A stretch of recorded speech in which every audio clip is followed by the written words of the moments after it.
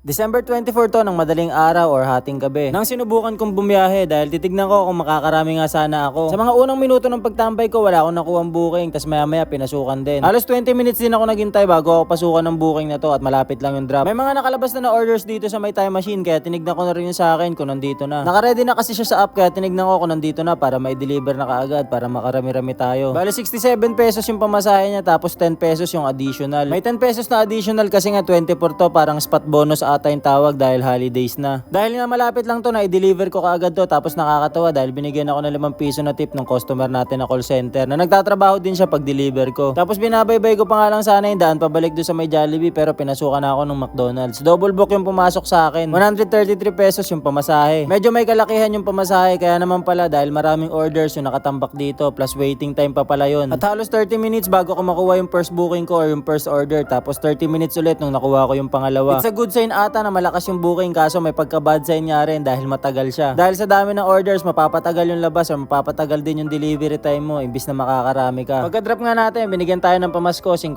pesos. Kaya shoutout sa'yo ma'am, salamat. Pabalik na nga sana ako ulit sa tambayan natin kaso nga lang naramdaman ko na umahapdi yung mata ko. Para siyang may buhangin sa loob pero hindi talaga dahil sa hangin kaya siya mahapdi eh. Una ko nga hinala dahil malupalo pa yung dinadaanan ko tapos may mga truck na dumaan kaya alikabok. Pero nung nilabas ko na wala talaga, ganun talaga. Iuwi ko na sana doon at doon na lang ako tatambay sa bahay kaso pinasukan ako ng Starbucks dito sa may JP Rizal. Kakalas drop lang natin ngayon at yung takbo natin hindi kayang magtuloy-tuloy. Hindi naman pwedeng tumakbo ko ng 20-30 lang. Kapag kasi tumakbo ko ng mabagal, wala.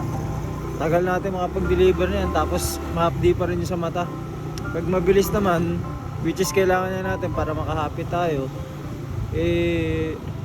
malakas yung hangin, mahapdi lalo sa mata. So, ginagapang ko lang tapos lumalayo na ako sa mga merchant para iuwi ko to, hindi carry. Nag-welding kasi ako kagahapon, nung hapon. Dahil nga yung tornilyo ng tambutso natin sa bracket, banda dito sa may pipe na putol yung tinry kong bunutin. Di pa naman ako ganun kabihasa mag-welding. Di napapalingon-lingon pa ako doon sa may spark.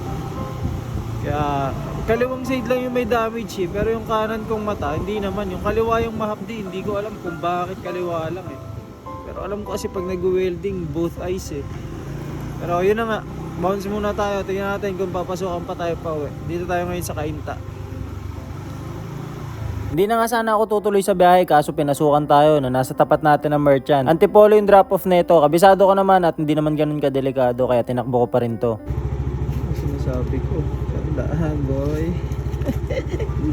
Ayun na nga yung last drop ko dahil malapit na sa amin yun. Umuwi na muna ako tapos lumabas na lang ulit ako ng alas 10 ng umaga. Hindi na nga ako nakapag-record kagabi dahil mismo kahit yung bukas ng ilaw lang namin ay hapdi talaga sa mata. Hindi ko matignan talaga kaya nag-cover na ako sabay natulog ka agad. 10:30 na, 30 minutes makalipas mag-start yung planner. Wala pa rin pumapasok. Nagmadali pa ako lumabas, kala ko malakas yung biyahe ngayon. Naka-planner tayo. At yun, update lang, wala pa rin pumapasok hanggang ngayon. Yung biyahe ko kaganina, yung pa rin, nakalima pa rin tayo. Pero tiis-tiis lang, tingnan natin, baka maya-maya gumanda na. Ultimo nga yung mga tropa na malalakas nakatambay din sa baba, naghihintay ng booking. Kaya lumipat na lang din ako ng pwesto at nakitambay sa kanila baka sakali. At swerte naman, binigyan ako triple booking. Dalawa dito pipigapin sa may mall tapos yung isa sa may labas. Sa may Chooks to go, malapit sa Barangay Hall ng Marikina Heights. Na-drop ko naman na maayos yung first booking kaso nga lang yung pangalawa nagkaroon ng konting tagas yung sa may sabaw niya. Ayun yung mahirap kapag merong tagas yung order nyo. Pero buti mahirap lang. Kahit goods mo naman siyang pinatakbo or nakasit naman yung order, nagkakaroon talaga ng tagas. Kaya buti na lang. Maarte yung customer, tinanggap pa rin. Kahit may konting tagas.